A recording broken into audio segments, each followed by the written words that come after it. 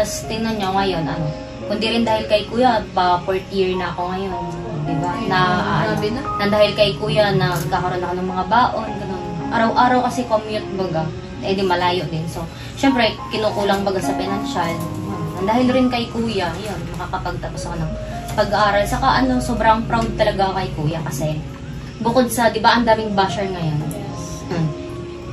Talagang nalalagpasan ni kuya yun. Sobrang tatag niya talaga, hindi siya nagpapa-apekto kasi alam naman natin, di ba, na si kuya sobrang bait talaga. Tapos, mas kilala niya kasi yung sarili niya, kaya hindi na lang niya pinapansin yung mga ganun. Kagaya natin, di ba, kasi pinasok natin tong social media na to. So, tanggap natin kung ano yung masasabi ng ibang tao sa atin. Pero, mas alam naman natin sa sarili natin, di ba? Mas kilala natin yung sarili natin. Kaya, sobrang thankful ako kay kuya kasi napakatatag niya. Tapos, pag, nasama kami sa mission, doon namin nakikita yung hirap ni kuya talaga as in. Yung itong, kahapon, naglag kay Janice. Yung grabe yung pagpunta sa kanila talaga. Natawid pa ng ilog, as in. Sobrang ulan at init. Sobrang init. Kaya sabi namin, hindi talaga basta-basta yung pagtulong. Kaya sobrang proud talaga ako kay kuya. Tsaka isipin mo naman kung mayaman ka na, tapos isipin lang na ibang nagpapayaman ka na sa mga ginagawa mo. Mayaman ka na bakit kailangan ganun, diba? Parang nasa iyo na yung lahat. Kaya tapos iniisip mo mga ibang tao. Kaka-proud tsaka diba, lalo na yung love team yung issue. Sa atin okay lang naman, di ba? Kasi malaking tulong talaga yun. Sobra, maski sa akin talaga. Ako, di ba, wala akong sponsor. Di parang sa akin, sobrang laki talaga na may love team. Kasi, syempre yung sponsor, di ba, hinahanap nila yung saan yung Edmar, yung ganto. Syempre, gusto rin nilang ma-vlog. So, nang dahil din doon sa mga doon nagkakaroon din ng income. Kaya, sobrang laki din ng tulong ng love team. Saka yung love team, hindi naman yun yung, as in, sinasabi nila na, ay, ginagamit daw, ganito. Hindi yun ganun. Mali sila ng iniisip. Ang nakakatulong. Ang naging kasi natin dito, nagtulungan tayo. Tinulungan natin si Kera. Tinutulungan din natin Kera. Nabalik lang din natin sa kanya yung pagtulong na ginagawa niya sa atin. Yun lang, kaya sobrang thankful ako kay kuya. Thank you din na kay God, kay Kuya Edo, syempre, also kay Kuya Rab. Syempre, dati, naglalabandera ako, naglalaba talaga makapasok na. Siguro kung di dumating sa buhay namin si Kuya Rab, ang kalingap, nagtatrabaho na ako ngayon, tas hindi ko makakasama yung mga magulang ko. Kasi lagi dalawa lang kami ng kapatid ko sa bahay. Tas yung dumating si Kuya Rab, grabe, parang nabago yung buhay namin. May baon na, tas may nakakatulong pang mga taga-ibang lugar na pang-abot ng allowance namin, pang tindahan, pang tas scholar pa baga. Proud ako kay Kuya, grabe. Hindi nakakapag na nakuha na tayo. Lalo na baga sa mga love team, grabe ang issue nila. Nakaka-proud si Kuya kasi hindi siya nagpapadala sa mga nagbabasa kanya. Dami-daming tinulungan ni Kuya, grabe. Kahit sino mayaman, hindi natutulong kung walang Siyempre, mayaman ka na, tutulong ka pa, diba?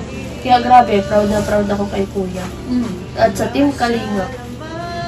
Kaya hindi nila deserve mabash kasi nga, hindi alam ng mga basher na mga ginagawa ni Kuya. Ang dami na napabahayan ni Kuya na hindi nila kayang magawa. Kaya wala silang karapatan kung ano dapat sabihin nila kay Kuya. Ako nga din simula nung na kilala ko ni Kuya Alvin baga. Hindi dahil kay Kuya Alvin, hindi ako makakaano ni Kuya Rab. Yung dahil din kay Kuya Rab na nabago talaga yung buhay namin. Dahil na solo parent lang si Mama.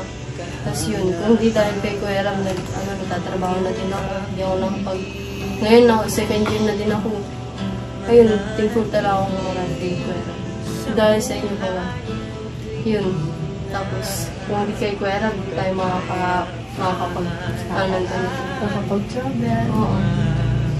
Natin nararanasan enjoy. Sa mga hindi natin napupuntahan. Tapos makakain ng mga masasarap. Kaya nakakain dati. Gaya na kita, di ba? Hindi natin nakakain dati, nakakain na natin sa Liming Kuya. Diba? Yung mga sa damit ba, sabay na nakakasabay na tayo. Sabay na sa tray. Yung dating, ay gusto mo busok pero hindi ko kaya mabili. Hindi Kasi natin wala. pala. Pero ngayon, Kasi ang pera lang, talagang Parang naiingit ka na budget na lang. budget lang. Parang naiingit ka na lang sa sa mabuti pa ito, ganito. Pero ngayon, hindi na kasi nabibili na. Hindi naman sa susunod, nabibili mo na yung gusto mo mabili dati. Saka hindi lang yung parang Dahil lang kay Kuya Rob.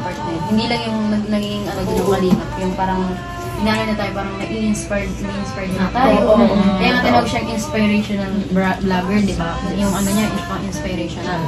Ibig sabihin, para mag-inspire siya ng mga tao na gumaya, pala niyan, parang gaya nila yung ganong kaya ganong paraan na pagtulong na kahit paano. Marami nga sabihin yung iba, at least alam niya yung ginagawa niya, gano'n. Ni-encourage ka sa mga bagay na hindi lang yung financially tayo nakakatulong yung kanina. Na-encourage tayo na i-push natin yung diba? Lalo sa pag-aaral, diba? Tinatahak, diba? Kasi parang sa bawat isa, may kanya-kanyang na naranasan na buhay. Like, may sumusuko na, may gusto na magpakamatay, diba? Iba-iba tayong kwento. Pero once naman dumating si Kalingap, parang sinensya nila sa isa't isa. I-encourage tayo, i-motivate tayo na lumaban tayo sa buhay kasi lahat naman tayo may karapatang lumaban. Saka, hindi naman lang ito yung kung ba iniisip natin na ay, baka hanggang dito lang ako, hanggang dito lang yung kaya ko. Ako talaga dahil sa Kalingap, parang na-push ako yung sarili ko na, ay, hindi lang pala kayo lumalaban sa buhay, sabi ko, wala akong karapatang mapalit. Kailangan kong lumaban. Parang na-encourage talaga. Bakit hindi magaganda? Na-inspired pa daw. Sinasabi nila, puro magagandang pinipili. Hindi na alam kahit magaganda. Hindi na alam, madami naman Hindi. Nasasabi kasi nila yun kasi nga hindi naman sila nanonood. Yun lang yung nakikita Saka yung nila. iba, sumasabay na lang din sila, mga nakikishare na lang. Nakikisabay din na kanila alam. Di ba? Totoong Paano sumasabay sa trend ng gano'n. Ay, di ba may kambal pa? Oo, may Pero si Lola Damiana nga, di ba? Taga sa amin talaga. Si Pellerino. Ang mga nakakasabi kasi nun, wala silang parang lang sila hanggang sa unang lang napanood yata nila. Parang hindi baka talaga silang unang lang. Sa unang-una, hindi nila nakasupport ang mga Yung mga natutulungan ni Kuya, mga matatanda, din nila pinapansin. Tapos yung mga napapagawa si Kuya, naka-off cam si diba? Kuya, natutulong yun. Like, sa barangay namin, kapag nag-chat kami ng mga pa-sponsor, nagtulungan si Kuya. Hindi siya yung kahit walang vlog. Pwede nila alam talaga. Minsan nga, kahit wala tayong pasok, nabigay si Kuya allowance, di ba?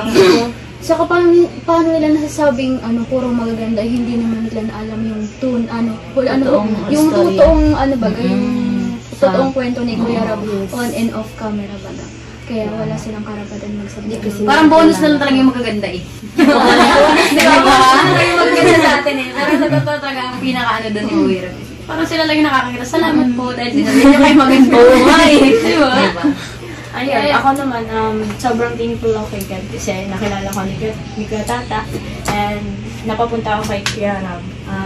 Grabe talaga yung dinaminas namin yung buong pamilya as in, dati kahit po nagtigil ako sa pag-aaral, lalo na nung grade 6 ako, sobrang hirap namin yun. Yung ate ko nga, hindi na nakapag-aaral, nagtrabaho mo, napunta ng Maynila, pag-lingkod ako.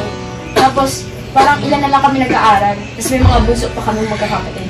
Kaya sabi ko, iniisip ko, tigil muna ako sa pag-aaral kasi sa sobrang dami namin hindi kaya ng magulang ko magpaaral ng gano'ng karami mga kapatid. Ayun. Thankful talaga ako kay God kasi sobrang blessed na napapunta ako sa Kalingap. And natanggap ako ni Kuya Rob. Sobrang thankful ako kasi isa ako sa tinulungan at nakasama sa Angels. Kasi grabe, as in, dati kahit itim ko dati hindi ganito yung kulay ko, as in sobrang itim ko na taas malitgit pa ako. 2 basket yung labit-labit ko talaga dati sa diet. Nilibot yung center na yan hanggang makapaubos ako ng paninda ko. Kasama ko din yung mama ko. Si mama and ako, magkahiwalay kami, naglalako kami para mabilis maubos. So sabi ko kay mama, bali, hindi ka na magpipigil. Thankful ako kay kay Kuya Rob kasi andyan si Kuya Rob. Isa ako sa tinulungan. And grabe yung tulong ni Kuya Rob and sa lahat ng sponsor. Nagtitingin ka talaga ako kasi grabe yung blessing. Dati talaga pinagkakaitan ako ng kapatid ko ng mga damit. Ngayon sobrang dami ko ng damit. Hindi ko na mabilang. Yung iba nga hindi ko na nasusuot eh. Kasi grabe. Hindi ko ma-explain.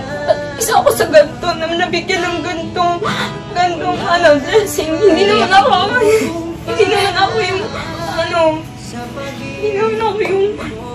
basta thankful ako kay God kasi kahit ang daming kabataan isa ako sa napili din na i-bless ni ni Lord na, na matulungan ni Kuya Rab. Talaga as in, yung tulong, yung ngayon, sobra, gumaan yung buhay namin. As in si mama ko, yung mga gamit sa bahay, yung dating pinapangarap mga nabilhin yung TV. Ngayon, nagtutulungan na kami magkakapatid din sa Team Kalingap. Yung mga binibigay ni Kuya Rab, as in binibigay ko minsan sa mga gamit sa bahay para matuwa naman yung mama ko and may pag-alibangan ba. Sobra. Yung dati ako yung nanghihingi kay mama ng baon ngayon. Ako na yung nagbibigay sa mga kapatid ko kasi yung tulong sa pag-aaral nila, baon, pabasahin. Kaya sobrang thankful sa akin si Kuya Rab. Sobrang bait. Kung makita niyo sa personal si Kuya Rab, talagang mapapawaw na lang kayo kasi sobrang bait ni Kuya Rab. Kaya yung nakakalungkot na may issue ng ganyan na lumalabas. Nabasa ko yung kanina, masaya-saya. Sinasabi Grabe, nila, marami na naiiyak. Gusto ko parang gumawa ng parang Diba? gusto ko maglaban pero hindi Kasi ko gusto ko magbasa ate, di ba? Nagtatype lang ako ng kinakomment ko. Ang dami ko ang in-friend. Sinasabi ko ang lahat, friend, as in. Dami nag-share na Pag may mga nakikita ko mga picture, in-friend ko. Nakakainis talaga. Kasi nga hindi naman nila alam Kahit kakilala ko, tapos gagawin. Gusto ko mag-comment ko na, Sa akin, mga barkada ko din. ay kahit pag ganyan Sabi ka. ko, Kala ko nakasupport ka sa akin, ba't ganyan din? Oo, di ba? Sabi ko, ba't nandyan yung kuya namin? Sabi ko, ba't nandyan yung kuya namin? Tapos yung mga kiboy, sinasabi nilang namanyak lang daw. Di nila alam, nire-respeto tayo. Yes. Grabe Sila yung sila Parang yung kuya na nagiging lang natin, sila. di ba? Parang nabasa ko yun, parang gusto ko kayo. Grabe ang respeto ng kiboy sa atin. Di nila alam yan. Parang naisip ko lang yun, ganun part lang. Puntan kaya natin mga Indian si Kuya baka. Parang nag-overthink ako na, okay na si Kuya. Yeah, Sobrang nakakalungkot talaga. Gusto ko ipagtanggol si kuya kasi binabawi ko na yung mga comment. Nagtatype na ako nung iniisip ko na yung mga sinasabi ng grabe. Tapos habang nagtatype ako, nagtutuloy na ako kasi nadadama yung K-boys tapos si kuya. Buti na lang ang tatag ni kuya kasi di siya Hindi siya nagpapa